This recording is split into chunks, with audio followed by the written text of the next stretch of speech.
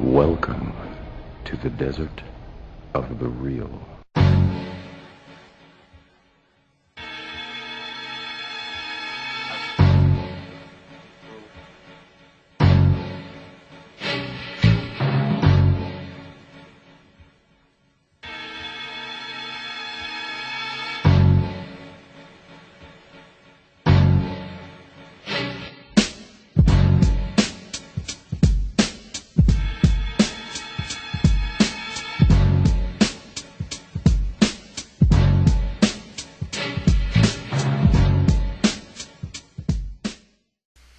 Peace, family. This is your brother, Mr. Olipsism. I'm here to introduce a new segment to my channel, and it's called Talking Point Smash, and this is version 1.0. Purpose of this is for me to, I look at the comments and I look at the talking points of bootlicking Negroes and, dumb niggas and stuff like that. And instead of me, approaching and replying to each and every stupid ass reply, I just break them down into categories, and just try to focus on a main talking point, and then I'm going to smash those talking points every opportunity that I get, because people think I'm joking about this ideological clarity, but this is the reason why we can't get anywhere as a people. And it's mainly because of dumb niggas and bootlicking niggas trying to muddy the water with their bullshit. So I'm just going to touch on three at a time. And the first three I'm going to pick. I'm going to start with one of them. The number one talking point that I'm going to smash is, number one, our ancestors died for our right to vote. First of all, that's a lie. Our ancestors did not die for our right to vote.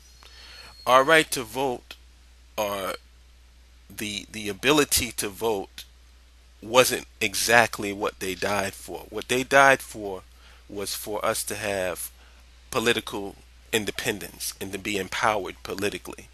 The vote was a representation of that, but the vote within itself isn't what they died for. It was for political independence, is to have a voice and to be empowered. And if you think that that equates to a vote, then you're a fucking moron. Perfect example. George Bush won the first time when he became president, George W. Bush, and Al Gore received more votes. But the system and the people that's in charge wanted George Bush to be president. So the election was fixed. It was rigged. He got in. You know what I'm saying? Even though the guy that he beat had more votes than he did. So voting is the best way I can describe it. Ultimatix said this one time, and I think this is the best description of voting. He said, voting without political education is like a person trying to perform open heart surgery with no medical training. You're going to have a butcher on your hands. So if people think that the end all be all is to vote and to actually pull a damn lever, what I would suggest is to go to Atlantic City or Las Vegas, play the slot machines, and when you play the slot machines, make sure that you play the machine that's out in a place that where if you hit, a lot of people can see you. That's the key. When you go to these casinos and stuff, don't play these machines in the back, because if you hit, nobody's going to see it. What they want is for you to hit at places like near the cafes, near the entrance where people are walking in. They want to see people hitting and people making money, because that makes people play. Just a little tip for you. But another thing, ethnic groups maintain their power through cultural cohesion first, then economics second. And this is a point that it's all about economics. These idiots don't understand. If it was all about economics, then we would have been out of this mess. The problem is not economics. The problem is we don't have any cultural cohesion, and we don't see each other as a people. We don't have any commonality with each other. That's culture is the glue that keeps everything together. If you don't have culture, then how are you going to take economics? You're going to teach a person who first of all hates their people, hates themselves, hates their complexion, hates their skin tone and their hair and their teeth and their eyes, their nose, and you're going to teach them economics, and now all of a sudden we're going to be thriving and prosperous as a people? So that's, I'll get on the economics is another talking point, but that's within the realms of this. Our ancestors died for our right to vote. Another thing, there are little to no Chinese or Korean nationalists banging on the beast on YouTube. Or little to no elected officials conducting voter registration drives. How many Korean and Chinese nationalists do you see on YouTube talking about the white man, banging on the white man? How many? Because if you can point them out to me, I would love to see their channel. So all of this stuff about politics as a solution to our problem. Listen, we use politics, I should say this, a fully functional nation uses politics to help further their agenda. If you don't have a nation, what agenda are you furthering? Because individuals have to be empowered within a group. You know what I'm saying? If you want to have, like, this whole thing about the dynamic individual. Okay, David Dinkins became the mayor of New York City. He did it, well, let's just say he did it on his own for the sake of argument. But that same man couldn't catch a cab in the city that he was mayor of. You know why? Because he happens to be a member of a powerless group. So people associate that individual with a powerless group. So you can try to be a special Negro all you want to. All it's going to take is one Henry Louis Gates incident, and your ass is going to be, very disillusioned with this whole process of individuality and dynamic individualism, because you're going to realize that these people in the system only see you as a member of the group that you come from. No matter how much you try to be special, no matter how much you try to be different. Nigga, now what you gonna do? Talking point number 2.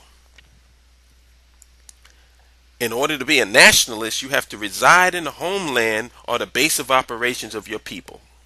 In other words, if I say that I'm a nationalist and I don't live in Africa, I'm contradicting myself.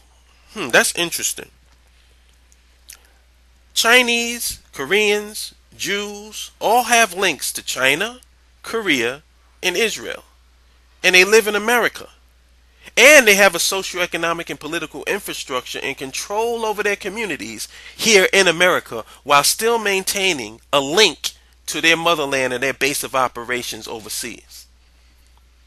Now, if you can understand that, why does it become so strange and odd when it comes to African nationalism? Why do I have to get on a boat and go over to Africa in order to be validated as an African nationalist? Do you require that same thing from the Koreans that's over here, or the Jews that's on Eastern Parkway in Brooklyn? No, you don't. But you got a different set of standards for that. See, this is what you call muddying the water, confusing people so that nobody can get on the same page. That's what these niggas are here for, family. And this is why I keep banging on them every single time. Because I'm trying to show you, they have no solutions. None. Zero. All the solutions that they've tried have failed miserably.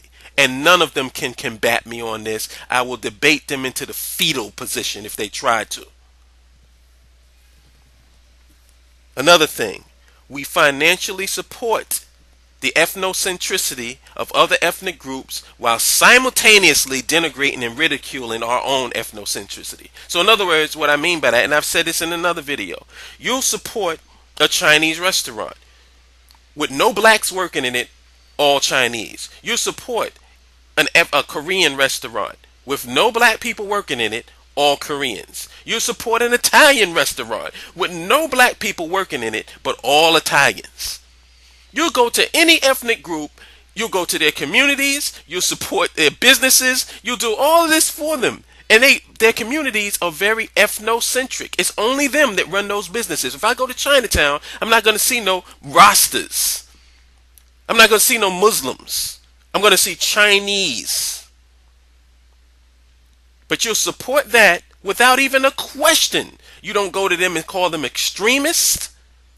None of that. But you save that venom for us. Why? Because you sincerely believe that? No. Because you're trying to muddy the waters, trying to put a turd in the punch bowl so that our people collectively don't get on the same page. And I'm calling you on that bullshit. Nigga, shut the fuck up, boy. Shift my word. Now what you gonna do? Next. This is one that I really love. Niggas need to stop complaining about the white man and be accountable. And stop listening to pro-black Afrocentric extremists. If anybody has ever seen any of my 200 plus videos here on YouTube and listened to my shows on Blog Talk Radio when I was doing my show, I had one show on the topic of white supremacy. And I also have a couple of videos on here that's clips from that show. One is called The Myth of Black Racism. The majority of my videos has to do with internal stuff within our nation, our ad hoc nation, because we don't have an official one. It has to do with our representatives and our leaders, and it has to do with our personal behavior and the things that keep us from becoming a nation. That's the bulk and the majority of my videos.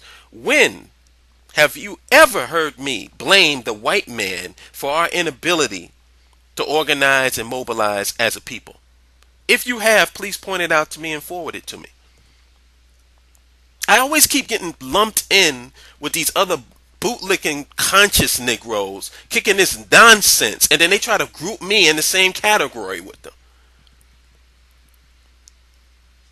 I've always blamed black leadership and a lack of systematic solutions to solving African problems. I think systematically. And if we have problems that affect us collectively, then we need to solve those problems systematically. That's what I've been preaching since day one. So I don't know who you're talking about. I don't know what people you're referring to, but don't come to my channel accusing me of that bullshit. And if you are going to accuse me of that, you better show and fucking prove. Another thing. Nationhood is accountability, you jackass. Do you not understand that? Is it accountability to work at a good job and create zero institutions and leave nothing for your children? So that they can grow up and do the same goddamn thing that you did? Try to search for their history and their culture and learn about themselves with a map, a flashlight, and a fucking canteen? That's accountability? Is it accountability to preach individualism as a solution to collective problems? I would really want somebody to answer that one for me, because none of these bootlicking Negroes seem to be able to answer that question. You're preaching individualism, but our problems are collective problems. So how do you preach individual solutions to a systematic collective problem, jackass? And another thing, if you're not pro-black, what the fuck are you? I hate that term, pro-black. And they try to use it in a ridiculing, denigrated sense. Pro-black is negative? What the fuck are you? You pro-white? Since when did a socioeconomic and political infrastructure equate to extremism? And who else is being extreme that you got a problem with? Because if that's the case, you must got a problem with the Chinese, you must got a problem with the Jews, you must got a problem with the Italians and the Koreans, because they all have a socioeconomic and political infrastructure that they control. So are they extremists too? Listen, a pan-Africanist is what I have a pan-Africanist mindset, for lack of a better word. Wants power in America and wants power in Africa for African people. So a pan-Africanist mindset is a global mindset. when you're thinking about your people from a global state of mind. So you look at what's going on internationally as well as domestically. You look at what's going on in the economic scene, international economics, domestic economics. You have a world view when it comes to the information that you take in. How is that not being accountable? These same niggas talking about accountability don't know they ass from their elbow about what's going on in this fucking world. They don't even know what's going on in this country, and they damn sure don't even know what's going on in their own hood. They don't know what's going on in their own damn neighborhood. They don't even know who their representatives are. The people that's calling themselves working in your interests and cutting deals for themselves. They don't even know who they are. And then you're going to come to black African nationalists and call us extremists, and then you use the word Afrocentric. First of all, it's African centered. Number one, Afrocentric is a political term that you guys try to use to ridicule us. I'm centered around Africa, not around a goddamn Afro. Number one. And African centered means that you think about the interest of African people before anybody else's interest. And you motherfuckers is going to tell me that that's extremist and that no one should listen to us. Who should they listen to? You? What solutions do you have to these collective issues that plague us in our community in this fucking country? Your solution is, hey man, just look out for yourself. That's your solution. That's all I'm hearing from any of you fucking clowns. And when I come to you and I approach you on anything to give us some solutions to these problems, none of you motherfuckers can come up with anything. And you never ever answer the question. And you know why? Because you have no fucking solutions. The only solution to our collective problems is to have a nation. You have to have a nation state in Africa, and you also have to communicate and have links to and do business with and trade with that nation state, with your people here in America. Black nationalism, black African nationalism 101. Ain't that fucking confusing? Nigga, shut the fuck up, boy. Shift my word. Now what you gonna do? You gonna... So, that's it for Smashing Talking Points version 1.0. If anybody has some talking points that they want me to address, please send them to me in my private message on YouTube, or email them to me at holipsism@gmail.com. And what I mean is, group them under a category, because I'm not going to respond to every ignorant comment that I hear. I'm just going to find a main theme within these questions and break them down into categories. So if you can find a category or a talking point that I can address, please send it to me. Peace to my family. I love my supporters, man. Just want to say one thing. I made a mistake on my channel and I unsubscribed some people. I didn't do it intentionally. Is that I was trying to arrange my channel, and I thought that I was like editing my my list, my friend list, or my subscriber list, and I ended up unsubscribing people. So if you were one of those people, please subscribe to me again. I'm sorry that I did that. My bad. Talk to y'all later. Peace.